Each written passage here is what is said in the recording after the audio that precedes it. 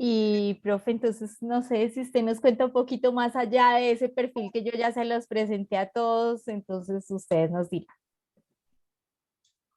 Bueno, primero es muy grato para mí estar acá y es muy grato eh, escucharlos uno a uno, escuchar los diferentes lugares donde están, los diferentes climas a los que están expuestos, el frío en el Tolima y me imagino que el calor en Casanare, esas diferencias también a las que nos vemos en las zonas rurales y en las zonas urbanas. Es un grupo muy diverso y es muy grato para mí poder estar con. Dije, bueno, me disculpas si mi conectividad se pone lenta porque Cali es muy particular. En Cali, cuando llueve, la ciudad se paraliza. Y llega a tal nivel que la ciudad se paraliza que hasta se paraliza el internet. Entonces, es a veces un poco complejo. No lo hemos podido resolver de ninguna manera, pero bueno, aquí cruzamos dedos para que nos vaya bien. Antes que todo, quisiera contarles a ustedes que el camino que me llevó hacia una reflexión por el medio ambiente, pues es el camino de preguntarme, sobre todo por temas que tienen que ver con esa relación que nosotros establecemos allí con la naturaleza, con la forma como nos relacionamos con los alimentos. Mi historia. Yo crecí en Antioquia y trabajé durante un tiempo como docente en Segovia, Antioquia. Ahorita les voy a mostrar ahora sí les voy a compartir pantalla. Esto hace parte como de la presentación para irme presentando. Segovia, Antioquia, ustedes todavía no están viendo mi pantalla.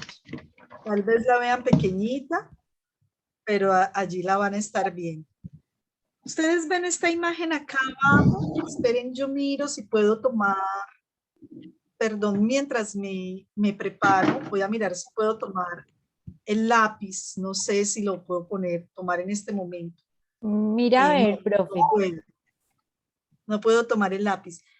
Pero aquí ustedes ven una imagen de una escultura, ¿cierto? En la parte de abajo está pequeñita, Profe, pero sí se es ve su una lápiz, escultura de un... discúlpeme. Sí se ve. Sí se ve su Bueno, lápiz, para que entonces sepa. tenemos a un... Ah, bueno, muy bien. Entonces tenemos un minero horadando el vientre de la tierra, ¿cierto?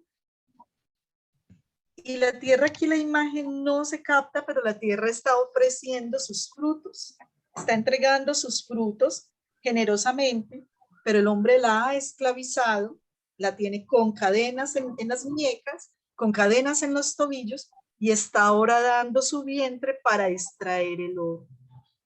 Esta imagen, que es una imagen muy fuerte, muy violenta, es la imagen central, la imagen que está en el parque del municipio de Segovia, Antioquia. Segovia, Antioquia es un municipio minero.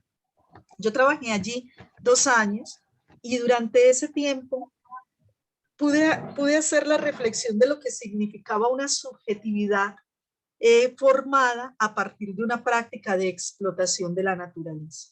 Sabemos que el oro, la explotación minera es eso, una explotación. Cuando entras cuando entras a un socavón minero, entras con dinamita, llegas a lo profundo de la tierra, pones la dinamita y explotas la tierra para poder tomar el oro y sacarlo, y sabemos que el oro sostiene nuestra economía, pero es un acto violento, es un acto de explotación que lentamente se va trasladando a las relaciones entre los seres humanos.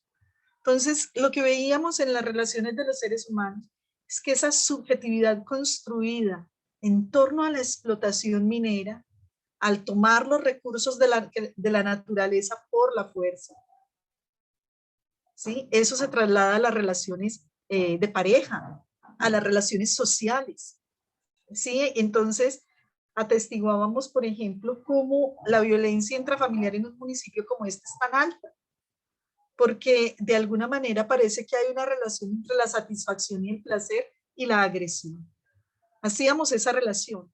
Somos en ese marco, cuando una práctica de estas está tan validada, se aprende que para obtener algo hay que hacerlo por la fuerza. Entonces estábamos en medio de un municipio tristemente famoso en Colombia por sus altos grados de violencia. La pregunta mía entonces empieza a gestarse allí, empieza a gestarse. Y bueno, para serle sincera, no es una pregunta mía. Esta pregunta yo participé, yo como docente, apoyé a mis estudiantes de sexto y séptimo de bachillerato para que hicieran investigación a través del programa Ondas de Conciencia. Entonces, allí Ondas de Conciencias dice, las preguntas son las preguntas de los niños. ¿Qué pregunta tendrán esos niños? Y los niños me han preguntado, profe, si en Segovia hay tanto oro, ¿por qué somos tan pobres? Imagínense en esa pregunta saliendo de un niño de 11, 12 años y nosotros ya adultos leyendo toda esa situación. Entonces, esto a mí me marcó, me conmovió profundamente. Hicimos el trabajo de indagar por la historia de Segovia, por los modos de relación entre las personas en Segovia para tratar de responder esa pregunta. ¿Por qué si hay tanto oro somos tan pobres? Entonces sabíamos que esa explotación minera solamente estaba reproduciendo la pobreza, que en búsqueda de la riqueza estábamos reproduciendo la pobreza, ¿sí? Mientras la tierra ofrece sus frutos generosamente, se está haciendo un ejercicio de explotación, de arrancar por la fuerza algo. Que en un municipio como Segovia, hay las carreteras, por ejemplo, se bloqueaban y la gente se quedaba sin acceso a alimentos. Un tema muy grave, ¿cierto? La falta de alimentos cuando se bloqueaban las carreteras, porque el pueblo no podía producir sus propios alimentos, dado que el agua estaba cooptada por los procesos de limpiar el oro, ¿sí? Los procesos de la minería a cielo abierto, que es utilizar el agua para limpiar el oro utilizando metales pesados como el plomo y creo que era el mercurio, como mercurio y plomo. De allí que la quebrada que atraviesa el municipio recibe el apodo de la cianurada. La cianurada. Es una quebrada altamente contaminada de cianuro después de 200 años de explotación minera. Entonces, es una historia muy fuerte, pero quiero mostrarles como un poco de dónde surge esta pregunta por la sostenibilidad, porque yo la abordo de un modo particular, no la abordo desde la visión clásica de la psicología ambiental, sino que la abordo desde esa mirada social, desde esa mirada de cómo hemos construido nosotros nuestra forma de vida sobre el planeta y cómo a partir de esa construcción estamos en el lío que estamos en este momento, en el lío ambiental que tenemos en este momento. Entonces, desde allí jalo yo la pregunta. Es una pregunta que nace de 2 años de vivir en este municipio, de sentir lo que pasaba en este municipio y de mirar los efectos de esta explotación sobre la subjetividad de las personas. Entonces yo empiezo a preguntarme, ¿cómo nos hicimos no sostenibles? ¿Cómo empezamos a pensar nosotros que teníamos la posibilidad de explotar los recursos de la naturaleza y no pensamos en las futuras generaciones? O sea, no pensamos si va a haber alimento, agua y bienestar para nuestros nietos y tataranietos. Pensamos en el ahora. Entonces yo digo, ¿cómo llegamos a este punto? Como psicóloga social que soy, empiezo a pensar que tiene que ver con estas narrativas a través de las cuales nos hemos posicionado en esa relación con la naturaleza.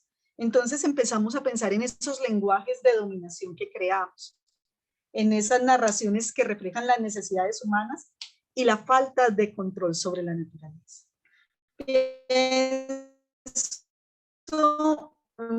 Aquí, por ejemplo, esta imagen de esta famosa, yo sé, esa sale cada rato le hacen memes y es una imagen, una de las imágenes más famosas que hay, que es cuando Dios y el hombre Adán se van a tocar, ¿cierto? Se van a tocar.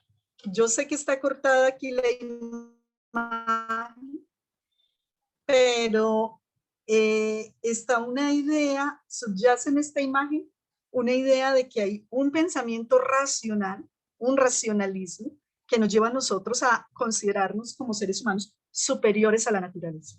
Entonces la naturaleza está allí para extraer de ella todo lo que necesitamos para nuestro bienestar. No pensamos en el cuidado de la naturaleza y eso hace parte de una narrativa que venimos creando hace siglos. Hace siglos. Esta es una pintura renacentista, está en la Capilla Sistina y la imagen del racionalismo aquí está puesta porque esta es la representación de Dios, pero esto que está acá es la representación del cerebro. Miren, tiene forma de encéfalo. Es un corte sagital de un cerebro. Entonces es toda la imagen, todo el genio de Leonardo da Vinci, mostrándonos el principio de la racionalidad, mostrándonos esa racionalidad y cómo el pensamiento racional del hombre se encubra sobre lo material, sobre lo sensible.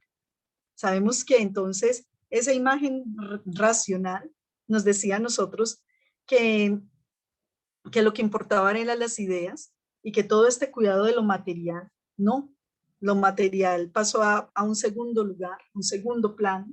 De hecho, nuestras filosofías racionalistas también nos decían que, por ejemplo, todo lo que tenía que ver con la materia era incluso demoníaco en ciertas maneras, y esa división entre razón, emoción, entre naturaleza, entre tierra y cielo, esa separación se produjo en la modernidad. Esa separación, ¿cómo lo señalo? Es algo que nos permea de una forma muy profunda, ¿sí? Que está atravesada por un desprecio hacia el propio cuerpo, por una idea de que la tierra está por debajo y entonces está allí para que nosotros nos sirvamos de ellas que hemos venido ahí construyendo en torno a cómo validamos nosotros nuestro abuso sobre la naturaleza. Entonces, tenemos una cantidad de relatos allí, ¿cierto? De relatos. Entonces, aquí hay varios antioqueños, ¿cierto? Yo también soy antioqueña, entonces alguna vez hacíamos la crítica de nuestro himno, que además, pues, los antioqueños estamos orgullosos de nuestro himno porque habla de la libertad y del sol que se encumbra en las montañas. Pero hay una frase que dice, el hacha que mis mayores me legaron por herencia. Entonces también nos habla de la forma como fuimos arrasando los árboles para ir construyendo, para ir creciendo, y cómo eso lo va validando nuestra cultura. ¿Sí? Como el hombre como que entró de alguna manera en guerra con la naturaleza.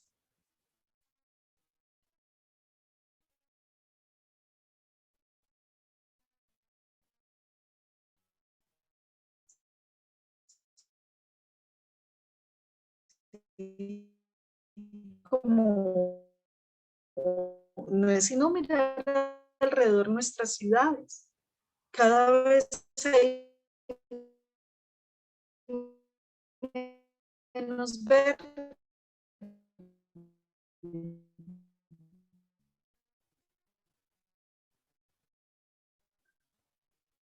Es como si nos sintiéramos amenazados por lo que no podemos controlar, cegamos, la cortamos. Es lo que es un...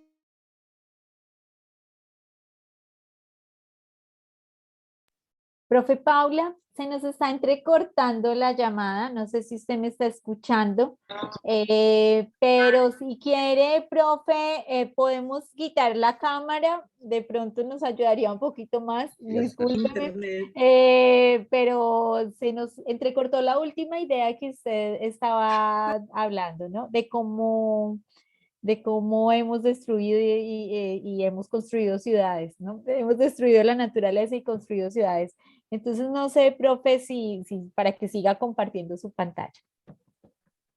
Sí, allí lo que estoy señalando es que nosotros podríamos construir ciudades con otro tipo de arquitecturas que fueran, que pudiesen tener más armonía con la naturaleza, pero hemos decidido, pregunta es, qué hay en nuestro mundo? Decía que las personas que están en las zonas rurales lo pueden ver, por ejemplo, la forma como nos relacionamos con los animales allí en las zonas rurales, cómo nos relacionamos con otras entidades naturales que están allí. Bueno, esa es una pregunta en esta clave de qué hay en nuestra subjetividad allí puesto en la forma como concebimos el mundo y nuestra relación con la naturaleza. Entonces, decía yo que nosotros nos habíamos metido en un lío porque en este momento nosotros estamos inquietos por la manera como los seres humanos estamos presionando los ecosistemas. Y esa presión también está asociada a que cada vez somos más. O sea, tenemos sobrepoblación y tenemos sobrepoblación, pero también tenemos todos un deseo de bienestar y todos lo queremos todos para todos, ¿cierto? Queremos estar bien. Entonces, estamos en una situación compleja en el momento, por un lado por la sobrepoblación, por el otro lado por el calentamiento y por una cantidad de situaciones que estamos viviendo. Eh, pero pues siempre está el llamado a entender esto, a entender cómo el crecimiento de la población y el uso de recursos no renovables. Entonces nos preguntamos qué va a pasar con las nuevas generaciones. Allí hay unos software, unos programas que miden huellas de carbono. Entonces, estos programas, por ejemplo, señalan que nosotros, si seguimos agotando la Tierra de la manera como lo estamos haciendo, pues vamos a necesitar 2 o 3 planetas como este para poder sobrevivir. ¿Sí? Entonces, esa pregunta siempre está allí. Nosotros a veces la dejamos de un segundo lado, pero es una pregunta abierta, una pregunta que no hemos resuelto. Allí viene un tema que es muy, muy complejo. Cuando hablamos de sobrepoblación, entonces hay un tema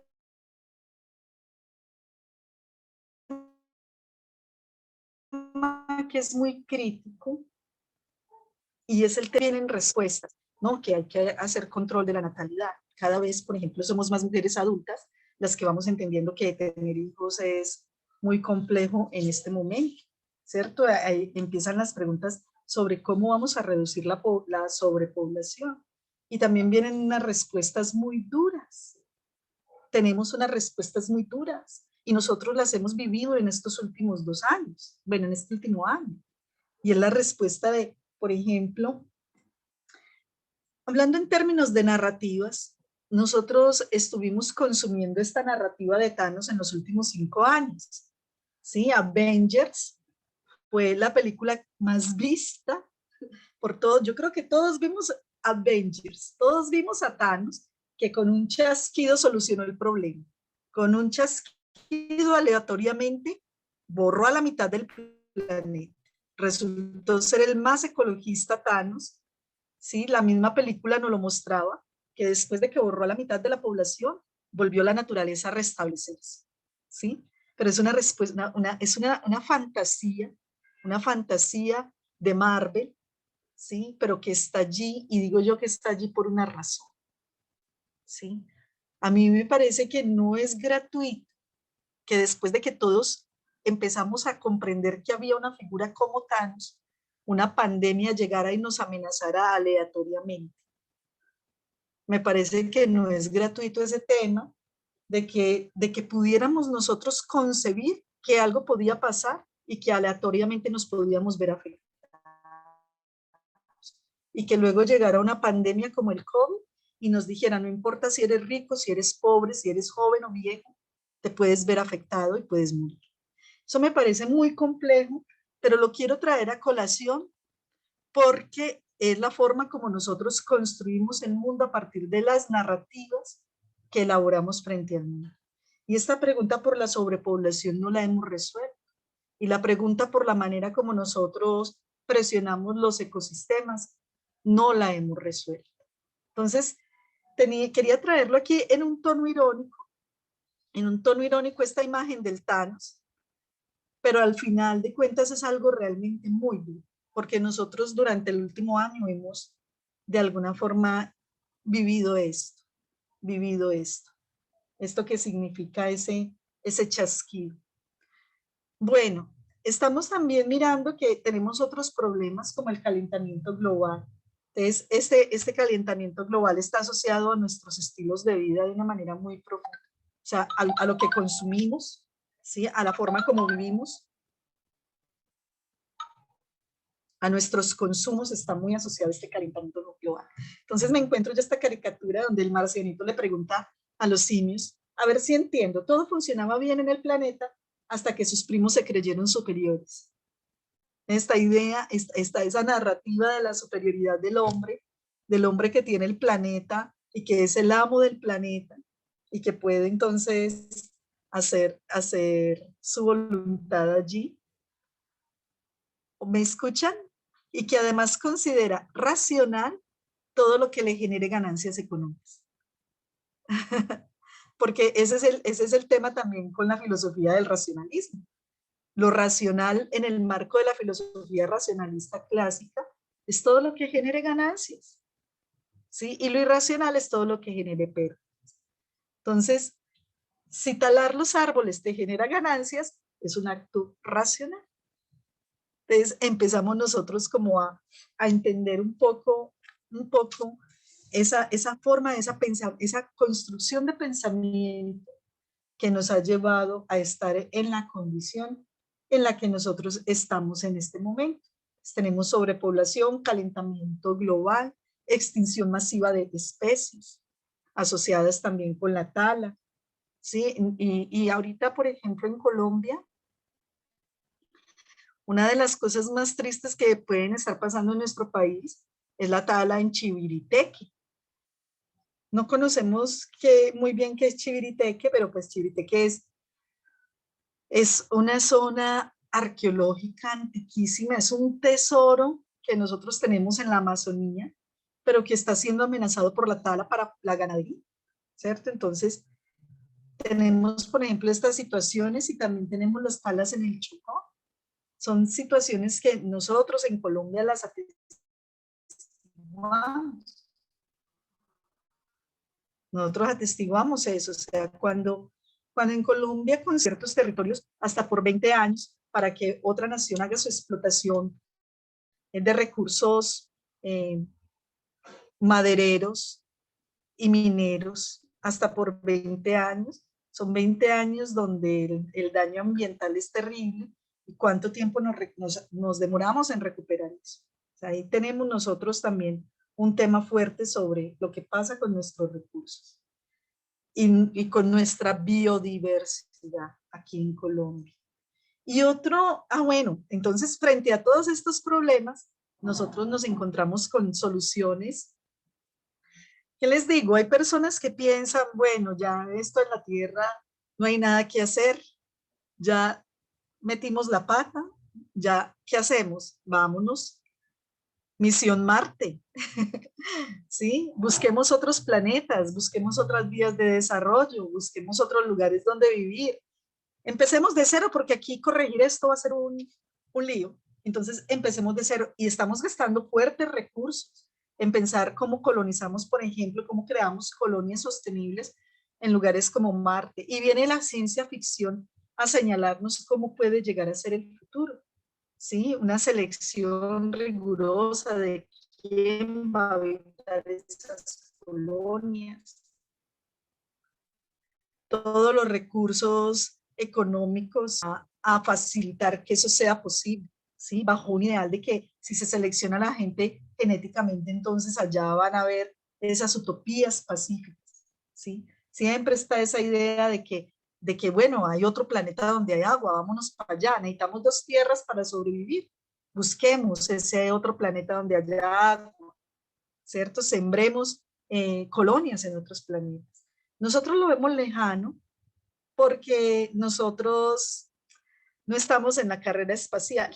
Colombia no está en la carrera espacial, pero lo vemos plausible porque consumimos cotidianamente discursos de la ciencia ficción mostrándonos esto. Y bueno, participamos en la expedición a Marte, ahorita que fue este dron a Marte y que nos trajo esas hermosas imágenes de Marte. Había una colombiana allí en ese programa, pues también orgullo nacional ese trabajo de ella. Pero bueno, esta es una idea que está allí. Muchos recursos están allí invertidos bajo esa idea de que ya aprendimos, destruimos la Tierra, en la próxima vez quizás lo hagamos mejor, que en otras condiciones el ser humano va a ser diferente, que podemos crear allá lo que aquí se perdió, ¿cierto? Así hay una cantidad de series de ciencia ficción mostrándonos eso, que podemos recrear en naves espaciales o en otros lugares eso, y que aquí pues ya, o sea, los seres humanos y la Tierra somos desechables, hay que comenzar de nuevo. Hay discursos así, eso no me lo estoy inventando yo. O sea, hay personas seriamente pensando en eso. Sin embargo, lo que nosotros respondemos es que, pues, que un momentico, o sea, nuestra especie no es capaz de vivir. Si no somos capaces de vivir en nuestro planeta de manera sostenible, no lo vamos a hacer en ningún lado. Si no lo resolvemos aquí, ese problema no lo vamos a trasladar para otros lugares. Y los psicólogos lo sabemos muy bien, esa es una de las premisas de nuestra profesión. Si tú no resuelves tus problemas, lo único que vas a hacer es trasladarlos, verlos y vivirlos y revivirlos con otras personas y con otras circunstancias, porque el problema no está puesto en el otro, sino en tu actitud y en tu forma de ver el mundo. ¿Sí? Decimos que nuestros problemas están asociados a nuestros sesgos y a nuestras limitaciones, las limitaciones de nuestra especie. Y eso nos va a seguir a donde vayamos a menos que lo resolvamos. O sea que nuestra tarea como seres humanos es resolver esto, resolver este modo de relación con la naturaleza que nos ha metido en esta situación tan compleja. Nosotros no tenemos un planeta B, no hay un plan B. Si nosotros no logramos equilibrar nuestro planeta, no vamos a sobrevivir como especie, no lo vamos a hacer. Y una activista ambiental como Greta Thunberg nos señalaba eso, nos decía, bueno, ustedes ya son grandes, ¿cierto? Ustedes vivirán hasta el 2070 si mucho, ¿cierto? Pero y yo, que en el 2070 apenas, pues podré ver la generación en esa época, ¿qué va a pasar con ellos? ¿Qué va a pasar con la gente en el 2070? Si no hacemos un reencuadre ya, no vamos a tener opciones para las nuevas generaciones. Entonces, esa es una pregunta que está siempre allí. Entonces, nosotros no estamos equipados psicológicamente para ser una especie de múltiples planetas. Esto todavía es ciencia ficción. ¿Sí? Nosotros lo que necesitamos es construir la manera de vivir aquí de un modo sostenible. Entonces necesitamos cambiar nuestros estilos de vida. Nosotros necesitamos aprender a respetar los límites ecológicos de nuestro planeta. Y eso es más, tiene unas implicaciones más profundas de lo que nosotros creemos. Por ejemplo, yo me he interesado entonces en temas de alimentación y en temas de lo que significa la demanda de alimentos de los seres humanos sobre los ecosistemas.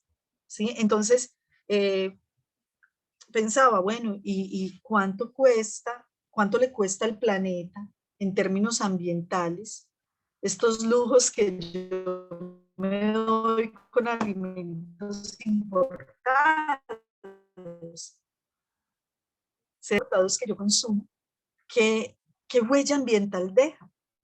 ¿Cierto? Es una pregunta de ese calibre, ¿sí? O sea, ¿cuánto combustible consume un alimento que debo traer de Francia o de España o de Estados Unidos? ¿Y eso cómo impacta? ¿Por qué lo nombro? Porque estamos hablando de estilos de vida. Estamos hablando de estilos de vida. Entonces empiezo a pensar en esa responsabilidad que cotidianamente nosotros tenemos allí, frente a lo que consumimos y cómo lo que consumimos rompe o respeta los límites ecológicos de nuestro planeta.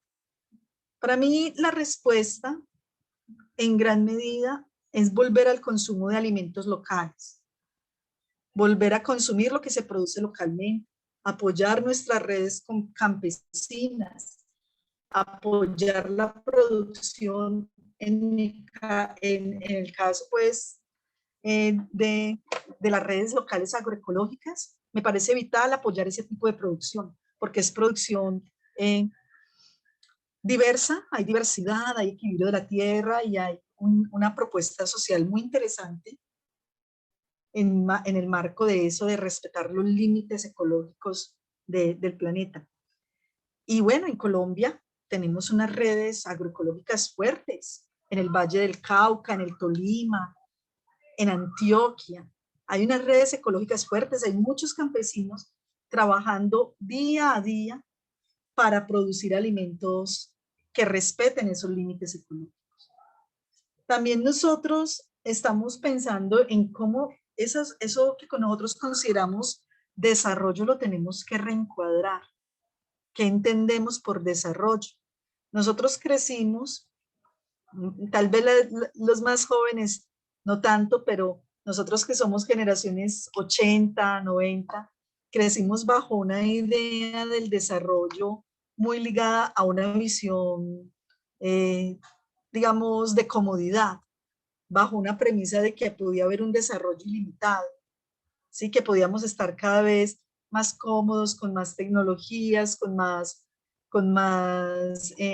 una mejor economía, que podíamos consumir cada vez más lo que necesitábamos para estar bien. Nos ligamos a esa idea de desarrollo muy cercana a la idea de consumo, de poder consumir lo que necesitamos para estar bien. Pero ahorita nosotros estamos preguntándonos por esa idea de desarrollo. Entonces, yo asumo que esta es una pregunta que ustedes se han hecho muchas veces sobre el desarrollo sustentable, sobre el desarrollo que ya no es ilimitado, sino que empezamos a pensar, bueno, ¿cómo es un desarrollo adaptado a nuestras necesidades y a nuestras condiciones? Entonces, allí va. Y entonces comienza el tema de reconocer las comunidades locales y su potencial. No sé yo cuánto tiempo tengo. Yo puedo extenderme mucho, puedo limitarme, dependiendo de cuánto tiempo tengo. No, profe, pues estábamos diseñados para antes de las 8, para terminar antes de las 8, o sea que hágale, profe, hasta antes de las 8, falta media hora, mejor dicho. ¿Sí? Bueno, sí. O si Nosotros sabemos necesita que más, enfrentar este profe, problema, si necesita más me avisa y bueno, nos quedamos más, no hay problema. ay, ya vamos. Que nosotros sabemos que aunque estamos en facultades de psicología, en maestrías de psicología, esto es un reto transdisciplinario. Esto no lo podemos resolver los psicólogos solos. Aquí necesitamos empezar entonces a pensar más que en nuestras profesiones, en nuestras necesidades. Entonces, ¿cómo se piensan los psicólogos, por ejemplo, la relación con el agua? ¿Cómo se piensan los psicólogos la relación con los alimentos? ¿Cómo nos pensamos la relación con otras especies? Sí, es una pregunta que está allí y que es el giro sostenible que empezamos a dar en la disciplina. El giro sostenible es cuáles son nuestros retos para poder equilibrar este modo como vivimos en el planeta y de qué manera todos contribuimos y estamos preparados para generar un diálogo transdisciplinar para encontrar las respuestas que necesitamos para nuestros problemas. Pero el reto aquí es un reto simétrico. O sea, el reto, lo digo simétrico porque no se trata solamente de escuchar a los que consideramos sabios. No se trata solamente de escuchar a los profesores o a los científicos. Se trata de escuchar a toda la comunidad, de escuchar a los campesinos, de escuchar a los indígenas, de escuchar a las comunidades afro, de escuchar a todas las personas que aunque nunca hayan ido a la escuela, tienen un saber en sus modos de relación con la naturaleza. Entonces estamos hablando de un diálogo transdisciplinar, pero también estamos hablando de un diálogo simétrico. Todos esos nuestras comunidades, ¿cómo los estamos validando? Porque lo que ha pasado tradicionalmente es que aquellos que tenemos título nos ubicamos en un lugar de saber que termina por acallar la voz de aquellos que se sienten a veces inferiorizados, en un lugar de inferiorización, por no haber tenido las posibilidades de acceso a la academia o a la formación. Y todos esos saberes, que son saberes empíricos, que son saberes de años construidos en la práctica de la vida cotidiana, todos esos saberes necesitamos en este momento escucharlos. Ahí hay un conocimiento que necesitamos en este momento recuperar para poder equilibrar nuestra relación con la naturaleza. Entonces, ese diálogo es prioritario en este momento. Pero entonces, como no es un trabajo, no es una tarea solo de los psicólogos, sino que es una tarea de la humanidad, la pregunta es, ¿qué podemos aportar los psicólogos y las psicólogas? Bueno, nosotros necesitamos adoptar estilos de vida sostenibles. Y ahí sí tenemos nosotros una tarea. Como yo vengo preocupada por esta forma como nosotros hemos construido esa forma de ver el mundo, como hemos construido esta subjetividad, entonces yo me pregunto por eso, por esa manera como nosotros como especie estamos visionando esos nuevos estilos de vida. Porque esas visiones nos llevan a diseñar estrategias para pasar de viejas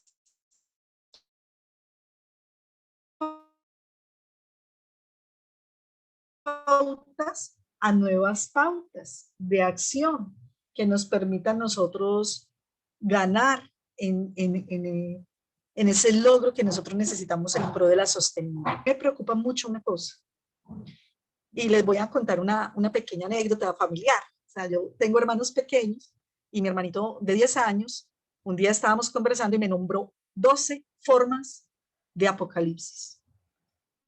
12 maneras en que el ser humano puede desaparecer del planeta. ¿Sí? Me dijo, Paula, tenemos el apocalipsis zombie, todos sabemos del apocalipsis. Nosotros consumimos esos apocalipsis. Netflix nos los vende todos los días. Nos muestra 10.000 maneras en que el ser humano puede desaparecer del planeta. Tenemos el apocalipsis zombie, que el tsunami, que la bomba nuclear, que vuelve y cae el meteorito. Ahora tenemos la pandemia, tenemos el apocalipsis robótico, las máquinas se apoderan del planeta. Tenemos,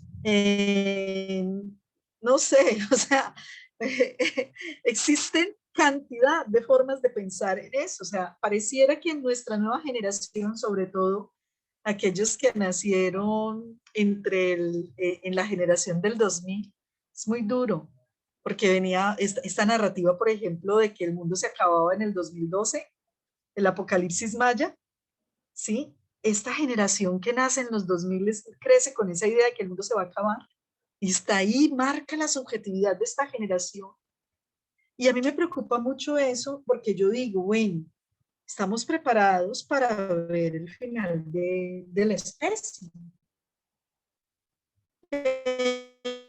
Pero, ¿cuáles son las narrativas que nosotros podemos construir para entender el giro que tiene que dar la especie de cara a vivir bien, a poder crear otros futuros alternativos plausibles donde estemos bien? Son esas narrativas utópicas. Sabemos que hay narrativas distópicas, que son todos esos apocalipsis, pero hay narrativas utópicas, que es cuando podemos pensarnos en una forma de vivir sostenible, en una forma de estar bien y de estar bien todos. No la tenemos que imaginar, la tenemos que visionar.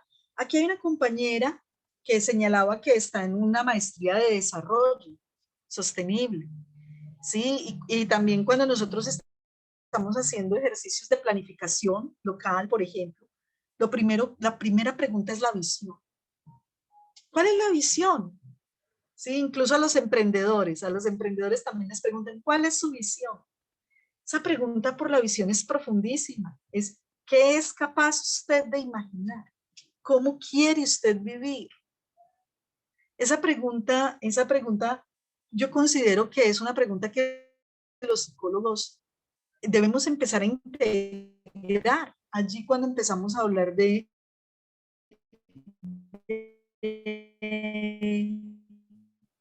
sostenibilidad. Porque nosotros necesitamos que las personas de destrucción y puedan pensar de construir una mejor forma de vida sobre el planeta. Entonces necesitamos tener visiones de esos nuevos estilos de vida. O sea, necesitamos imágenes futuristas positivas, comprometernos y comprometernos con los demás para resolver los problemas ambientales. Necesitamos esas narrativas.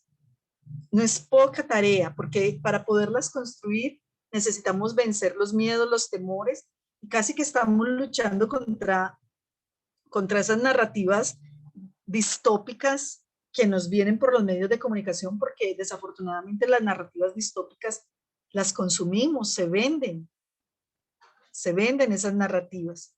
Entonces yo entro a la plataforma de Netflix y hay un montón de formas, un montón de narrativas distópicas. Pero entonces aquí, en lo humano, en lo real, en nuestra vida cotidiana, ¿qué imagen positiva de futuro podemos construir? Y esa es una tarea muy, muy interesante para los psicólogos. Esa forma de construir una subjetividad capaz de visionar un futuro mejor. Esa es una tarea que nosotros tenemos allí. Entonces, aquí había un ejercicio, pero por tiempo se los voy a dejar como para cada uno. Y es un poco cómo se imagina uno, cómo nos imaginamos nosotros un mundo sostenible. Yo he hecho ese ejercicio con mis estudiantes. Les he puesto a narrar cuentos donde se encuentran con un futuro sostenible. Cuesta. Siempre piensan en el colapso y luego en el renacimiento.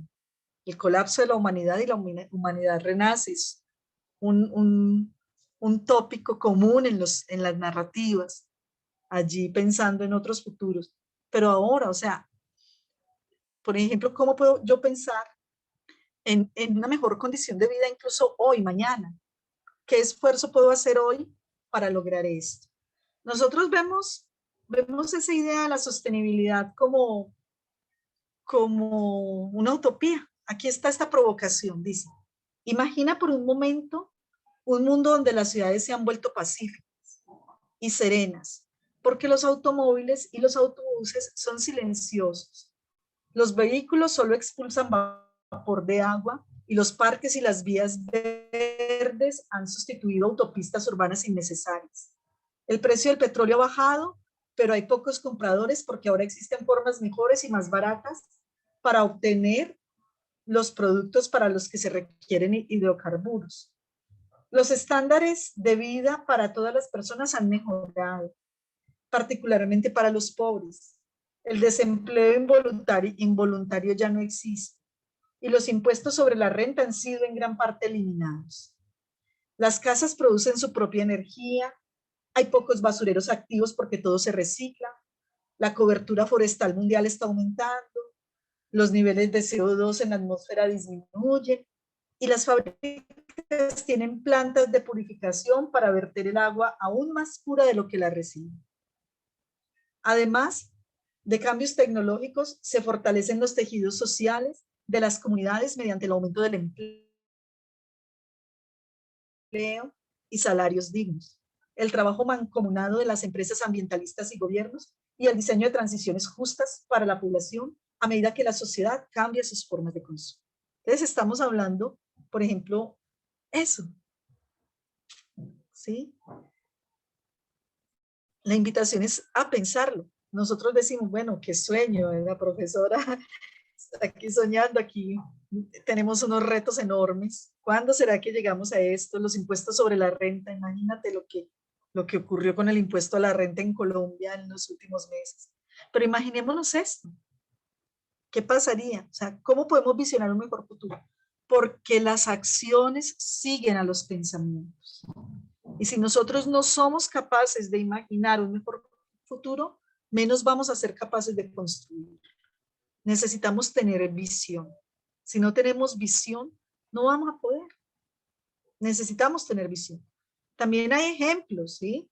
Aquí tenemos este ejemplo de esta ciudad en Japón, Fujisawa. ¿Sí? Fujisawa es un ejemplo de una ciudad, ya existe. Esto que en Japón son 1000 viviendas con coches eléctricos, uso racional de la energía, se reducen las emisiones de CO2 en un 70%. Además, en las casas hay instalados unos dispositivos adecuados que permiten reutilizar el agua lluvia y hacen reducir el agua en un 30%, tiene paneles solares. O sea, ya esto, por ejemplo, ya hay lugares donde esto existe. ¿Sí? Aquí en Colombia hay unas iniciativas colectivas muy interesantes, por ejemplo, las propuestas de las ecoaldeas y de los ecobarrios. Y de organizaciones como Casa Colombia, son organizaciones que articulan en red un montón de personas que están haciendo esfuerzos por la sostenibilidad de muchas maneras. Pensando en bioconstrucción, pensando en temas que tienen que ver con la agroecología, con el uso racional del agua, con la generación de energía de forma limpia. O sea, tenemos muchas personas pensándose el tema.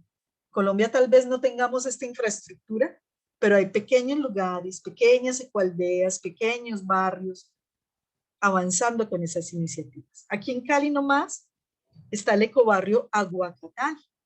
Increíble, yo lo visité hace unos 15 días. Comenzaron a sembrar porque cuando llegó la pandemia dijeron, Dios mío, sembremos, porque no sabemos qué va a pasar. Y ahora tienen uno de los huertos más increíbles que se pueda ver en la ciudad. Producen la comida que necesitan en cuanto a frutas y verduras. Fue muy agradable visitarlos y decir, tenemos comida. Estamos tranquilos porque tenemos comida, porque la sembramos. Es lindo esa iniciativa del Ecobar. Entonces, hay iniciativas y personas que ya vienen trabajando en ese tipo de propuestas. Nosotros necesitamos generar estrategias para cambiar estos modos de vida. Necesitamos vernos a nosotros mismos y a nuestras acciones como parte de ciclos naturales. Yo entender, por ejemplo, que lo que yo consumo y lo que yo desecho, o sea, yo puedo tirar algo a la basura y olvidarme de ello, ¿sí? Pero la invitación es que entendamos qué es lo que pasa con la basura que desechamos, cuál es la huella que yo dejo allí.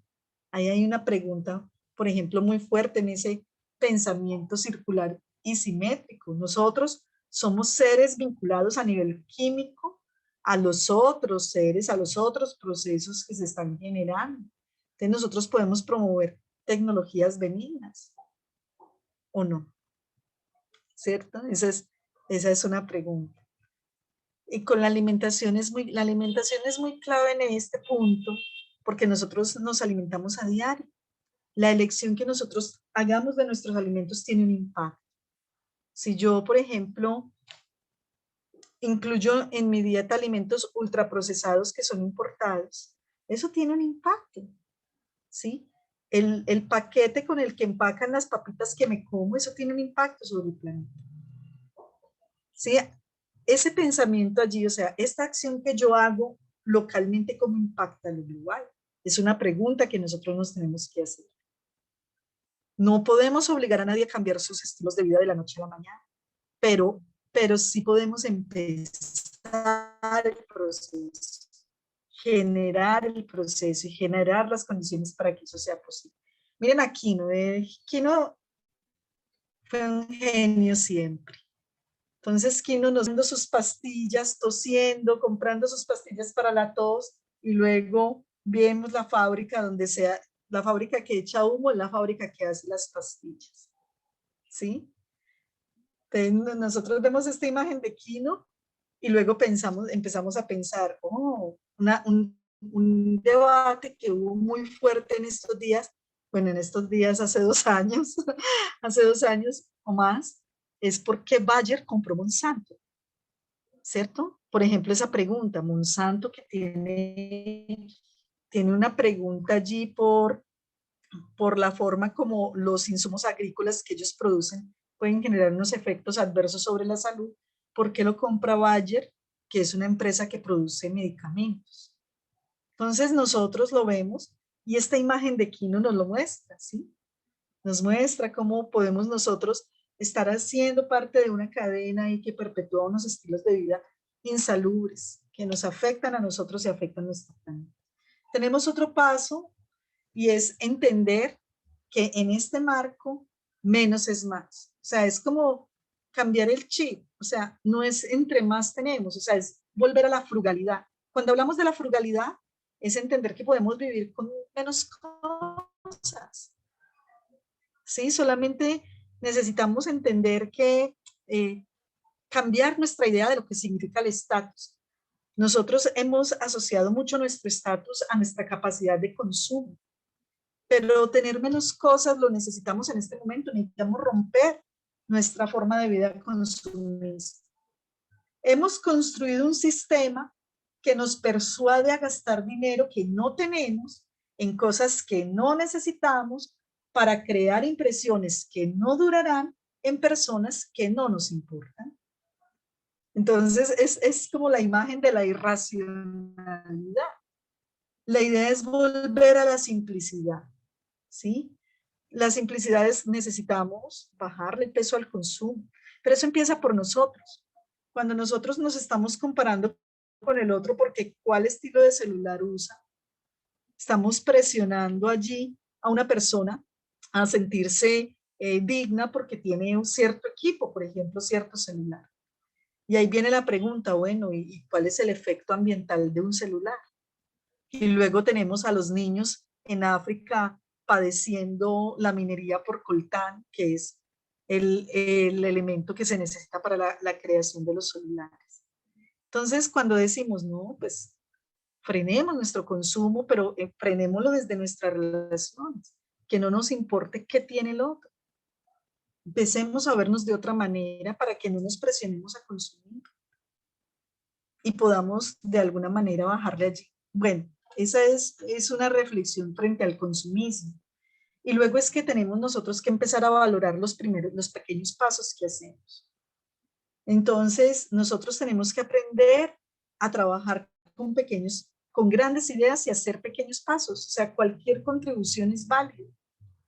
Aquí en mi barrio hay personas que te dicen, tráenos tu basura orgánica, que nosotros aquí la procesamos y nos sirve para sembrar nuestros alimentos. Tenemos huertos urbanos aquí, por ejemplo. Pareciera poco, pero pues ayuda, es un paso. Son pequeños pasos para grandes ideas. Yo puse el cepillo de bambú porque cuando estaba preparando esta diapositiva me encontré con unos jóvenes que los estaban vendiendo y me pareció tan bella su idea. En ese momento, ahorita ya Colgate los vende, los cepillos de bambú. Pero estos cepillos de bambú nacen como eso, o sea, ¿cuánto plástico nos gastamos en un cepillo de dientes? ¿Qué podemos hacer para que nuestro cepillo de dientes no genere tanto plástico? A alguien se le ocurrió esa idea. A mí me pareció muy bella y la pongo aquí como ejemplo. Cualquier pasito que demos va contribuyendo a este logro que necesitamos. Es trabajar con pequeños pasos y con grandes ideas. Igual, cada pequeño paso va sumando, porque hay que actuar también a nivel personal y político. O sea, todo comienza por nuestros cambios cotidianos, pero también somos ciudadanos. Entonces, como ciudadanos también nosotros podemos comenzar a demandar ciertas cosas. Por ejemplo, a nuestras ciudades los procesos de saneamiento ambiental.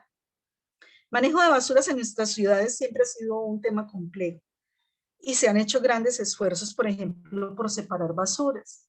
Entonces le dicen a la población, separe el orgánico acá, separe el reciclaje acá, separe desde casa, comience a separar desde allá, desde casa, porque si usted no separa, luego eso le toca a otra persona. Luego el transformador, el reciclador tiene que hacer la separación o no podemos nosotros hacerlo, ¿cierto? Nos están pidiendo que separemos desde casa, por ejemplo. Es actuar a un nivel personal y político, porque también empezamos a demandar nosotros a nuestra ciudad, que nuestra ciudad disponga de los residuos sólidos y de los residuos orgánicos de manera diferente, ¿cierto? Y empieza todo este proceso de las actuaciones allí. Y bueno, cada vez hay más regulaciones en torno a esto. Por ejemplo, sabemos que el tema con los pitillos ha sido increíble.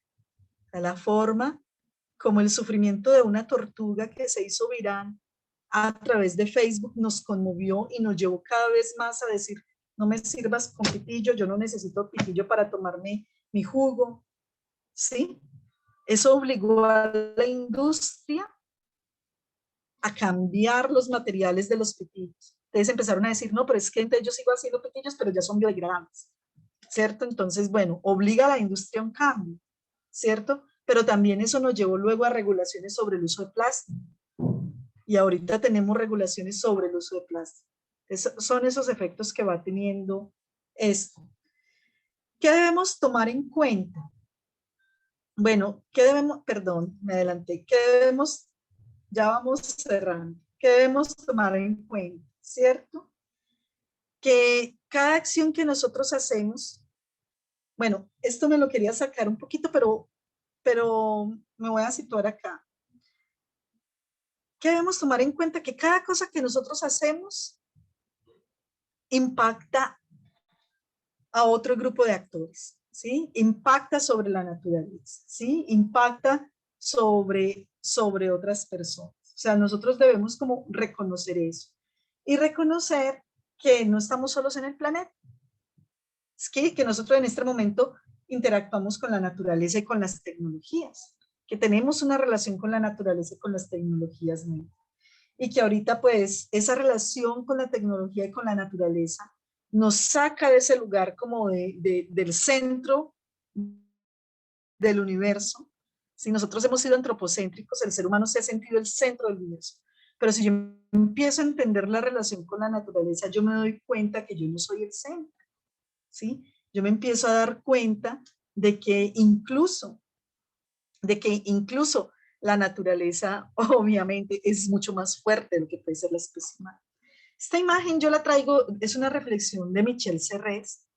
Michel Serres trae esta imagen que se llama el duelo a garrotazos y hace una reflexión allí. Entonces, ese duelo a garrotazos son dos oponentes. En nuestro contexto podríamos decir derechas e izquierdas. Derechas e izquierdas se dan garrotazos de lado y lado. Y nosotros estamos pendientes todo el tiempo de ese ruido que produce esa confrontación entre derechas e izquierdas. Sin embargo, estamos dejando de ver un tercer actor y es la naturaleza, ese ambiente en el que se está librando la batalla. Aquí en el duelo a garrotazos, Michel Serret sitúa a los contendientes y muestra cómo el fango se los va tragando, cómo el fango se los va tragando y al final, ¿quién? Van a perecer los dos, ¿sí? No van a poder salir de ese fango. Y lo mismo nos está pasando a nosotros cuando nos quedamos atrapados en el ruido de esa confrontación y no vemos cómo esa confrontación no nos deja ver lo que está pasando con la naturaleza y de qué manera eso se nos va a devolver y nos va a afectar. Ese tercer contendiente que es la naturaleza termina por ser el más fuerte, nos va a vencer a todos. Seamos de para generar aquí un equilibrio. Entonces, esa es la reflexión aquí. Toda batalla o guerra acaba por luchar contra las cosas, contra la naturaleza, o más bien por violentarlas. Y como era de esperar, el nuevo adversario puede ganar y perder. Estamos hablando de la naturaleza aquí como ese nuevo adversario que nunca hemos visto. Nunca lo hemos visto allí. Si estamos en guerra con la naturaleza, obviamente la naturaleza nos va a ganar, porque es más fuerte que nosotros. Por allí entre estos discursos apocalípticos, hay quien dice, no, la tierra no se va a acabar. Lo que posiblemente termine es la vida del hombre sobre la tierra. Pero la tierra es una entidad que es inmensa. Nosotros nos tenemos que equilibrar para poder vivir acá. ¿Cuánto tiempo nos tomará lograr un desarrollo sostenible? No lo sabemos. Para destruir se requiere poco tiempo, para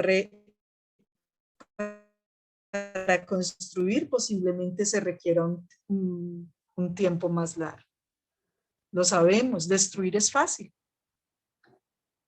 Visionar futuro requiere esfuerzo. Visionar futuros destructivos es fácil. Es fácil. Futuros proactivos, prosociales, proambientales, eso requiere esfuerzo. Entonces, quienes conocen los ritmos de la naturaleza y construyeron culturas duraderas de acciones locales, o sea, estamos hablando de los campesinos, han dejado de tener la palabra, ya no escuchamos a los campesinos. Los humanos de plazos cortos, aquellos que tomamos las decisiones desde las oficinas y desde los laboratorios, somos responsables del cambio que está pasando. Por eso decimos, aquí hay que volver a escuchar a las comunidades, volver a escuchar lo que tienen que decirnos los campesinos, que hay una asimetría. Y este cómic de este científico me parece allí clave frente a veces a la irracionalidad a la que llegamos. Entonces él llega y presenta su nuevo invento.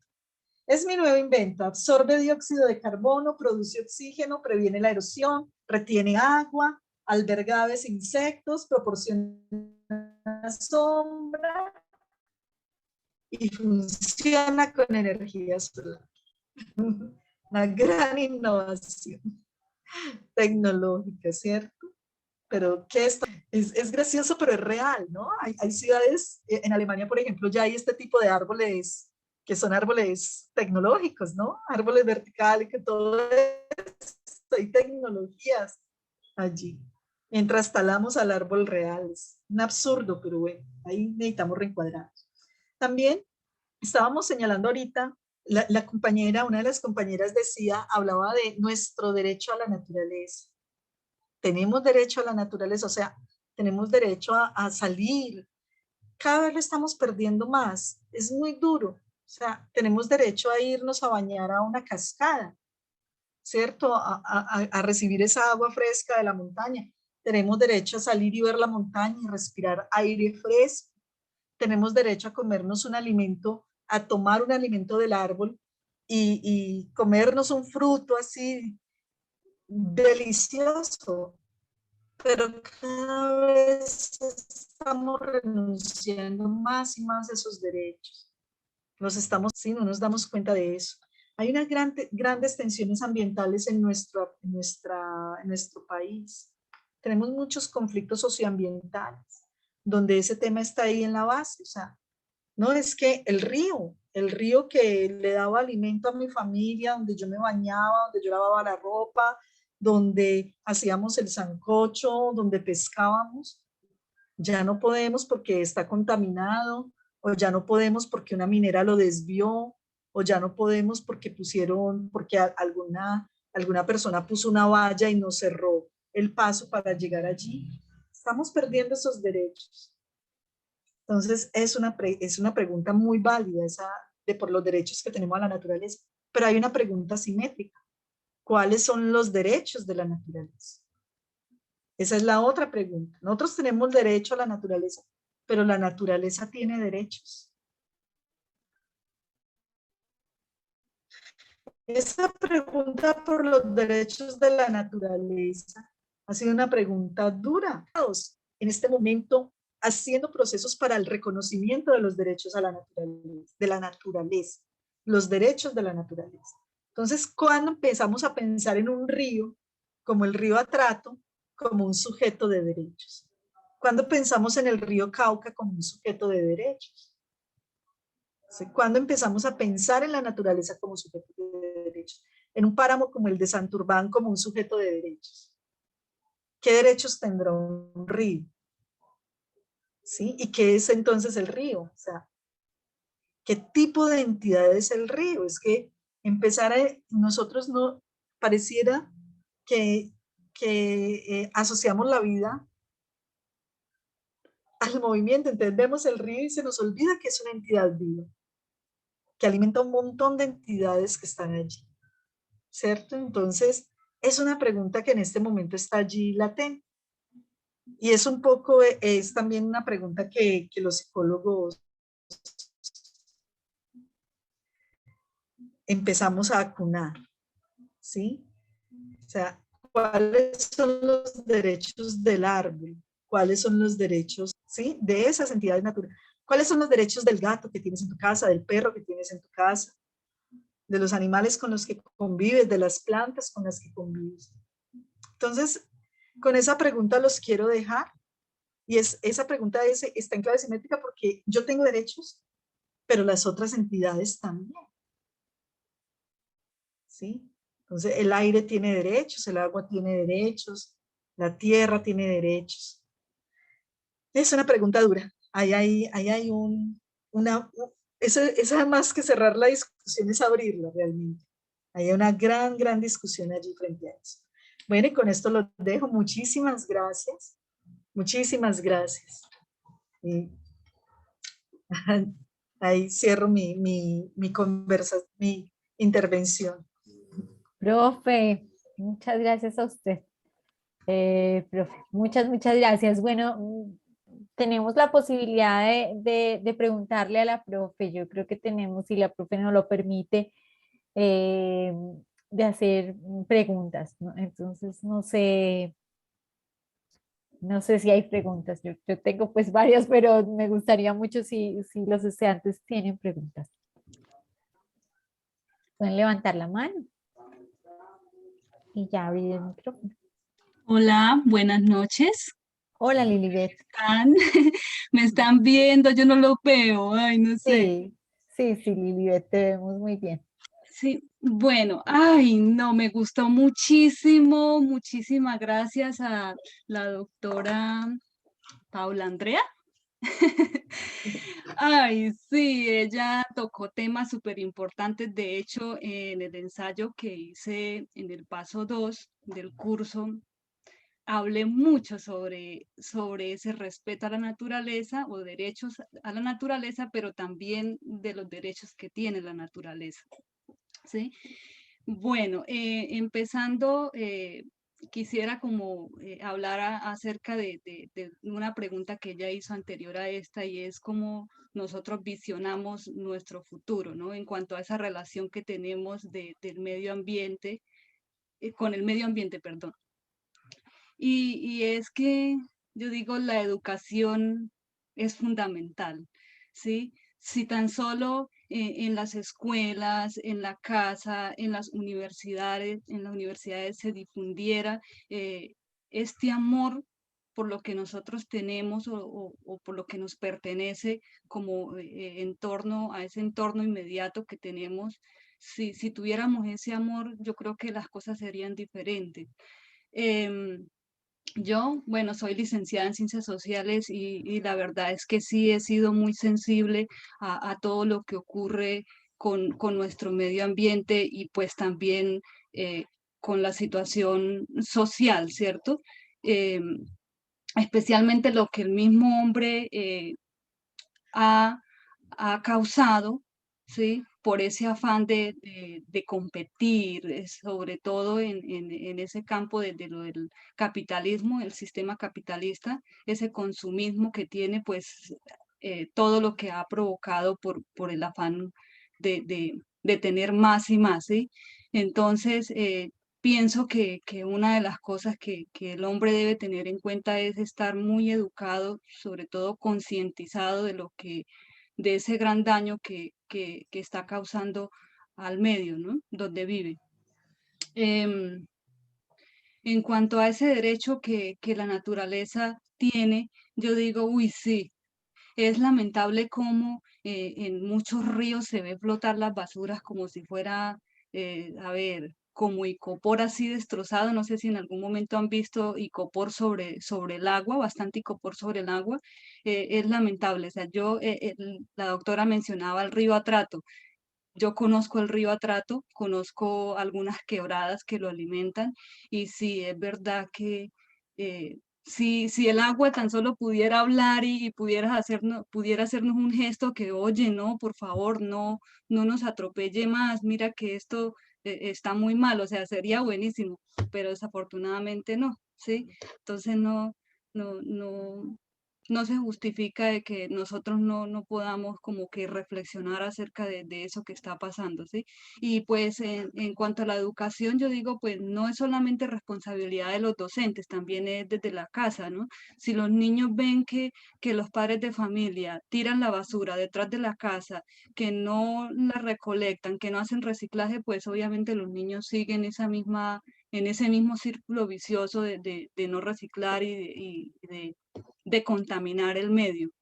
Y en las instituciones educativas, pues si solamente se le enseña de que no, que el salón hay que tenerlo limpio, que esto, y si y no se le enseña para que en la casa también como que eh, el niño lleve ese mensaje a la casa de que no, mamá, mira, las cortezas de las frutas no se pueden tirar a la basura, eso tiene un doble uso, ¿no? O mamá, mira que este plástico, esta bolsa plástica tiene un doble uso, hagamos esto, mira que también esos recursos, perdón, esos residuos sólidos tienen un segundo uso y a la vez generan recursos económicos para los hogares. Entonces yo digo que si a todos se nos concientizara de esa forma, la vida sería más bonita, más hermosa y nuestra naturaleza estaría muy agradecida con nosotros. Eso era, muchísimas gracias, me gustó mucho la enseñanza que nos ha dejado esta noche la doctora Andrea, no recuerdo el nombre, pero algo así. Gracias. Gracias a ti, claro que sí. Edwin, ¿tienes levantada la mano? ¿Tienes preguntas para la profe? Edwin. Hola, buenas noches. Buenas noches. Primero, pues agradecerle a la profe por la intervención. Muy bueno. Y yo tengo la fortuna de vivir en la Amazonía. Desde hace 4 años estuve de Cartagena de Chairá para abajo, cerca de la serranía de Chiribiquete.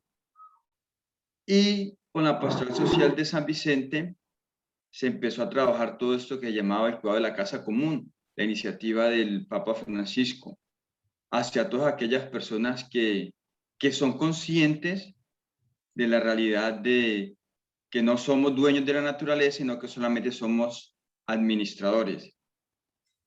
Y hace un año me trasladaron de parroquia y estoy ahorita en la zona de Letigio, entre Caquetá y el Meta, San Juan de Losada, que hay otras realidades muy diferentes, porque los departamentos pelean por la zona de litigio, pero como decía la profe, es porque hay economía. Se ve afectado mucho la Amazonía por causa de la ganadería extensiva, que va destruyendo tantas cosas maravillosas que podemos encontrar. Y en el trabajo que se trató de sensibilizar con las comunidades, había un pequeño factor de dificultad, y es que en Santa Fe Caguán comenzamos a sensibilizar a la gente a través de un vivero comunitario, rescatando semillas nativas de la región, tanto que ya ancestrales como el achapo, como el ahumao, como el canelo, pero prácticamente al último terminamos trabajando 2 o 3 personas, porque a la gente la cuestión, la lucha con el capitalismo y el tener, pues no deja que se aproveche el medio que tenemos.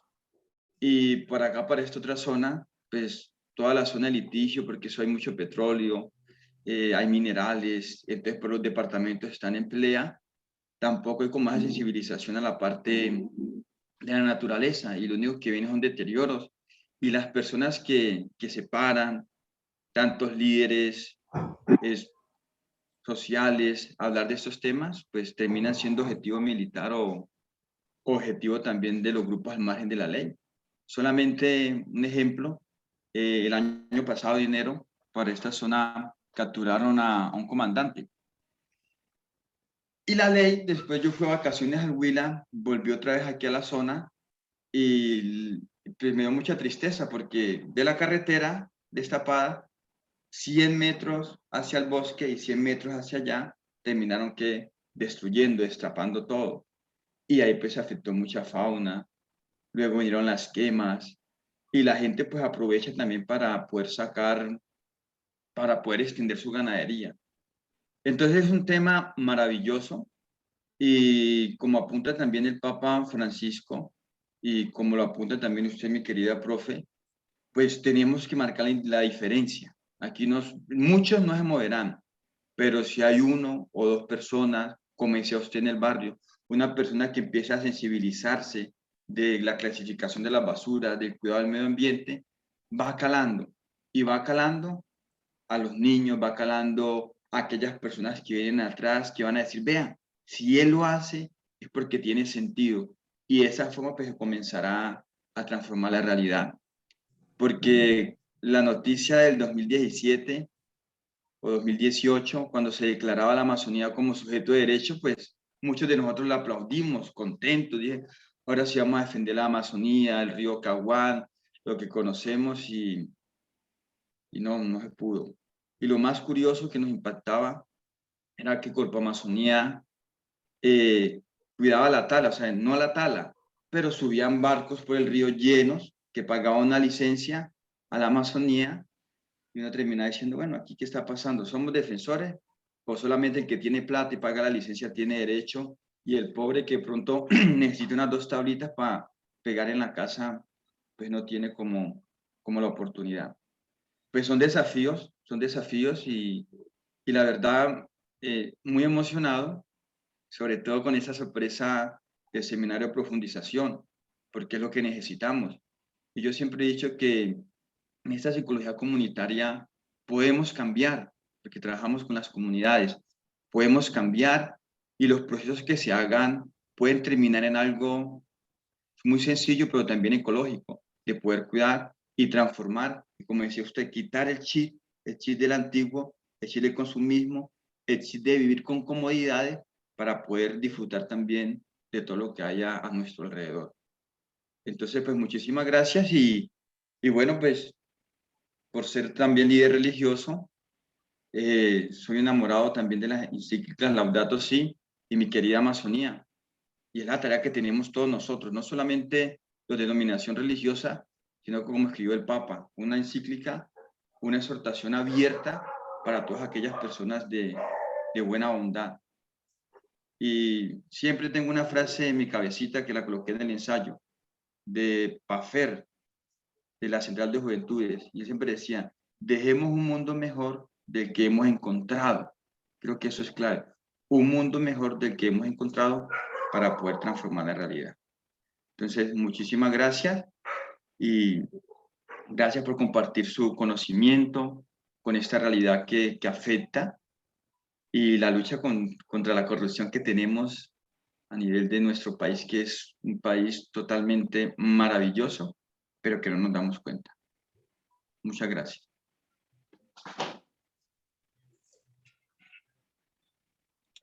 No, pues fue maravilloso escucharte también, y escucharte desde esa experiencia allí directa, de poder ver con tus ojos lo que está pasando en la Amazonía, y de lo que significa también en términos de lucha humana, pues como el empezar a hacer ese cambio de conciencia y girar hacia la protección de la naturaleza, y pues también entender que es un tema prioritario, pero que encuentra oposiciones muy fuertes. Efraín, tu pregunta. No, pues más que pregunta, doctora María Pilar y doctora Paula Andrea, sí quiero, ¿verdad? Me dejó demasiado emocionado, sensibilizado, y de verdad, en el caso mío, estamos perdiendo, o estoy perdiendo tiempo en dejar un mundo mucho mejor de lo que lo encontré.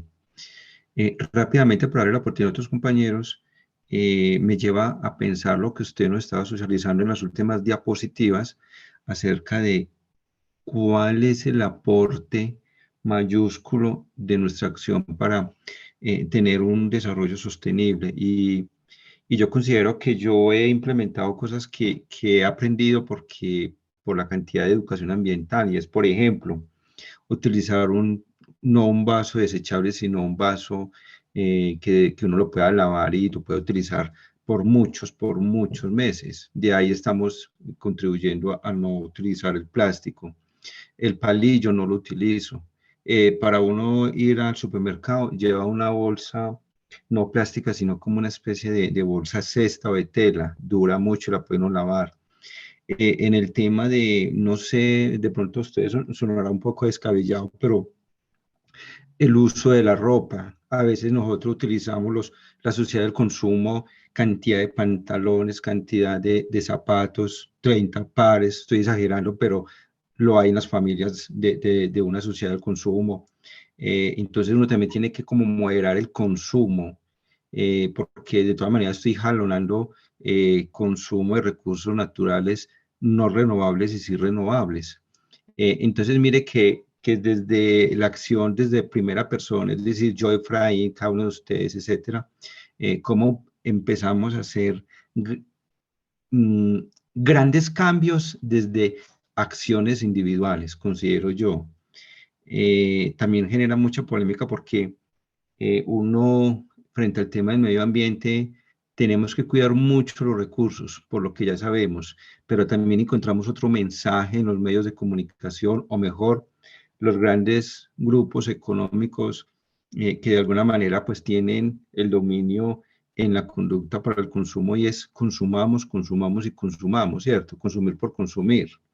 Que eso de alguna manera pues genera empleo, etcétera, etcétera. Entonces, también desde ahí tenemos que pensarnos, como dice la doctora Paula, y es realmente ese consumo si tiene también como ese propósito, ¿para qué? ¿Para seguir destruyendo, para ocuparnos?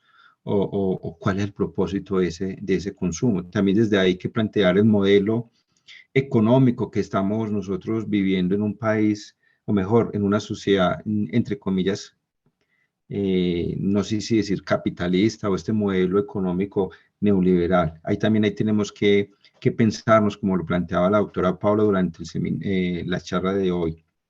Desde ahí también tenemos que replantear, tenemos que sentarnos a dialogar con todas estas comunidades, o con estas, digámoslo así, como, si se puede decir, este mundo del conocimiento racional o post-racional, y volver a ese conocimiento popular, no nos puede dar miedo, popular. A veces es despectivo cuando hablamos de conocimiento popular, y también eso hay que empezar ya a darle otra connotación y otro significado, y es ese conocimiento popular, y es ese contacto con la madre naturaleza. Muchísimas gracias, doctora Paula, y de verdad pues me deja supremamente muy emocionado, y tengo que hacer mucho y no he hecho nada. Gracias, Efraín. Voy a pedirles un favor. Vamos a tratar de ser concretos, pues porque ahí vamos hasta las 8:30 nomás. Entonces tenemos a Freddy, tenemos a Alicia que tienen levantadas las manos. Listo, gracias. Un mega chalón pues para las doctoras Paula Andrea, la doctora María del Pilar, los compañeros maestrantes. Pues yo también me siento, lo ponía allí antes de la pregunta, que es muy puntual, en los comentarios, me siento muy provocado, muy concientizado a partir de los planteamientos que con rigurosidad, con dominio, con claridad fueron expuestos por la doctora Paula Andrea, ¿no? Planteamientos muy profundos, muy serios, y creo que son muy vigentes y actuales. Eso no ha pasado de moda, y pues creo que no, ella no los inventó, estoy convencido, sino que ya venían desde mucho tiempo, y pues también pues como pues profesional en filosofía, y pues también como estudiante de teología, creo que son muy...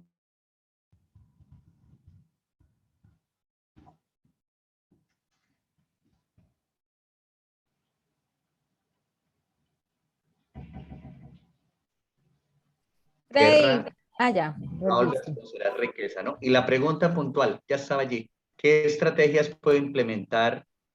Se pueden implementar por una educación ambiental en niños, jóvenes y familias de ambientes populares. Lo digo porque trabajo en una comuna aquí en Los Olivos, Antonia Santos, de Cúcuta Norte de Santander, y me interesa mucho ese tema, y también para el empoderamiento de comunidades populares en cuanto a preservación y cuidado del medio ambiente. No estoy pensando tanto en cómo descontaminar un río, ni cómo arreglar un daño ecológico, sino qué estrategias para más prevención y más formación, ¿no? Entonces, esa es la inquietud pues que me aborda. Muchas gracias. Ahorita, justo en este momento, venimos trabajando con un estudiante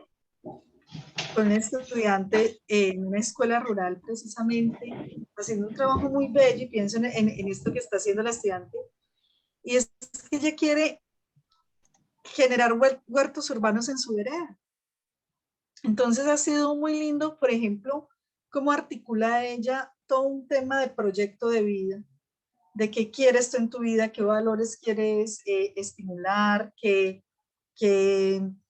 digamos, qué metas quieres lograr, qué sueños tienes, y cómo los va ligando, por ejemplo, a la forma como los va estimulando a la comunidad para ir construyendo sus huertos urbanos. Entonces, ¿a dónde me lleva eso? A que una muy buena manera de apoyar o de aportar allí en la educación en la comunidad es poner retos prácticos, y ligar esos retos prácticos con el desarrollo de actitudes y de valores. Por ejemplo, un reto práctico como separar las basuras en casa. ¿Qué tipo de valores requiere? ¿Qué valores están allí? Tal vez los valores como la responsabilidad. ¿Por qué pienso en valores? Porque los valores es una categoría así clave, por ejemplo, cuando estamos hablando en la escuela. Siempre estamos pensando en formar en valores, y allí toda la línea ética y social está allí puesta. Y todo el tema de las competencias también ciudadanas están allí puestas. Entonces, ¿qué valor, por ejemplo, está asociado a la separación de basuras en la casa? Tal vez la responsabilidad, tal vez la solidaridad, tal vez el autocuidado. Entonces me parece muy interesante poner esos temas allí en la reflexión, pero apoyarlos de retos prácticos y analizar con ellos, con los estudiantes, qué ocurre con esos retos. Porque no es fácil, o sea, uno diría, ¿qué tan fácil es separar basuras en casa? Pero muchas veces es tan complejo porque nos encontramos con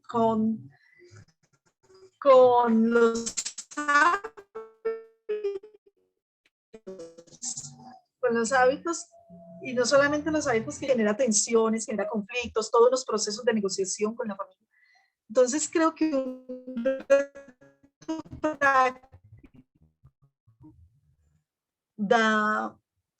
analizarla y conversando con los estudiantes para identificar cómo estamos allí. Pues es lo que se me ocurre, ese tipo de métodos que tienen que ver con ese aprendizaje basado en esos retos, en esos proyectos, en esas ideas. A veces puede ayudar. Habrá quien lo logre, ¿cierto? Quien diga, profe, gracias a sus clases logramos hacer esto en casa, logramos avanzar en esto en clase. Es lo que se me ocurre. Es difícil responder esa pregunta porque yo considero que primero hay que conocer muy bien cada contexto para poder encontrar qué es lo que ese contexto necesita. Pero lo que estoy haciendo, por ejemplo, en este momento con mi estudiante en una escuela rural, a partir de un reto práctico, pensar sobre el futuro a corto, mediano y largo plazo, y pensar en esos valores que necesitamos desarrollar para lograr como una sostenibilidad, para lograr eso. Y eso es también un tema de actitud, es un tema de cómo nos vemos en el mundo y cómo actuamos en el mundo. Bueno, le voy a dar la palabra a Alicia, que va a ser nuestra última participante, pues porque ya se nos termina el tiempo. Entonces, Alicia, tienes la palabra. Muchísimas gracias, mi doctora María del Pilar. No, muy generosa la exposición, nos sensibiliza, y el compromiso, el gran reto que surge desde la psicología comunitaria es, como ya lo decían, hacer el acompañamiento y procesos de sensibilización. Desde el ejercicio de cada uno de nosotros en el puesto que estemos, en el escritorio que estemos, hacer injerencia para que también se modifiquen o se hagan respetar tantas leyes y tantos tratados que están en letra muerta. Entonces pienso que tenemos un papel muy importante, un compromiso grande de tratar de que si ya están hechas las leyes que protegen el medio ambiente, si ya hay todos unos tratados internacionales, ver por qué no se cumplen, porque definitivamente la mayor afectación viene de los grandes sectores económicos, constructores de hidrocarburos y todo esto. Entonces ese compromiso lo asumo, lo he asumido de antes, lo reitero y lo ratifico ahorita de hacer acompañamiento y procesos de sensibilización, de conocer, caracterizar las poblaciones, las comunidades y los contextos y, como dice la doctora Paula Andrea, mirar qué necesitan y qué recursos se cuentan allí para empoderarlos y hacer que esto comience desde lo pequeño hacia lo grande. Muchísimas gracias por todo ese conocimiento y esta oportunidad tan maravillosa. Bueno, gracias a ti, Alicia. No sé si la profe Irmita quiere hacer un cierre ya para que despidamos esta jornada del día de hoy. Creo que nos dejaste muchas cosas en el escenario de la discusión. Me parece que es muy clave esto de las narrativas. Creo que ahí hay un elemento fundante de cómo podemos hacer trabajo con comunidades desde ese escenario mismo de las narrativas, desde las subjetividades que se crean en lo ambiental. Muchísimas gracias, profe Irmita. No sé, despidamos ya a la profe Paula, ya se nos acabó Bueno, el sí. tiempo. Bueno, sí, vamos a cerrar. Profe, muchísimas gracias. Me gusta la pregunta con la que nos deja, porque seguramente nos lleva a mayores reflexiones. Mientras yo la escuchaba, recordaba también al profesor Wilches Chaus, que él ha defendido mucho los derechos del río Atrato, precisamente, y de otras fuentes. Y bueno, creo que definitivamente es necesario que esas prácticas que nos sugiere las empezamos no solo como para el aporte que pueda hacer nuestro maestrante allá en el colegio con sus estudiantes, sino nosotros también en esa promoción que hagamos a diario en nuestras casas y con nuestras familias. Y ahí hay anécdotas. En mi casa yo trato de manejar el asunto, pero todos no estamos como en el mismo ritmo. Yo de una vez me imaginé, pero lo podemos hacer y cada uno de nosotros aporta un poquito diariamente y seguramente que vamos a lograr que, bueno, dejarle a nuestras generaciones futuras un aporte grande y sobre todo que pensaba yo también mientras la escuchaba, profe, es que hay que pensar en futuro. O sea, nosotros un día nos vamos, pero hay que pensar en el futuro, con cada cosa de la que estamos haciendo. Y bueno, muchísimas gracias, profesora Paula Andrea, y a todos ustedes, compañeros estudiantes que se conectaron, que participaron. Los felicito también por sacar ese tiempo de participación, y a la profesora María del Pilar que lideró todo el proceso. Muchísimas gracias, profe Pili. Y bueno, con esto estamos aprendiendo todos. Me despido de ustedes y bueno, ya vamos cerrando esta sesión. 8:30 en punto, profe María del Pilar. Muchas gracias. Así es. Profe, gracias de nuevo por estar aquí con nosotros, acompañarnos. Espero que en este camino nos sigamos encontrando.